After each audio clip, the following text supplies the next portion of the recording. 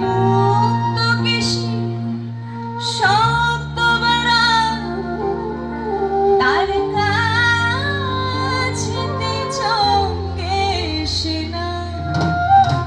মুক্ত কেশী শব্দবেড়া তার কাছেতে চমকে এসে না। আমার সাথে গাইবেন? আমি কিন্তু আপনাদেরই একজন, আমি সবাইকে মনে করি আমার পরিবারের মানুষ। গাইবেন তো? মনেরই পিসি এত ছোট শব্দ। মনেরই পিসি, এই যে পেছন থেকে একটু আওয়াজ করে একটু বড় করে আসা যায়, কালী মায়ের গান করছি তো। মনেরই পিসি, মায়েরা না হয় একটু কম ছোট করে গাইছে, দাদারা নিশ্চয়ই বড় করে গাইবে না? মনেরই পিসি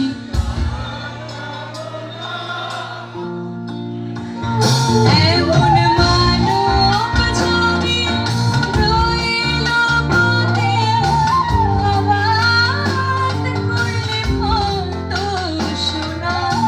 মানব ছবি রইল পথে, অবাক করলে কত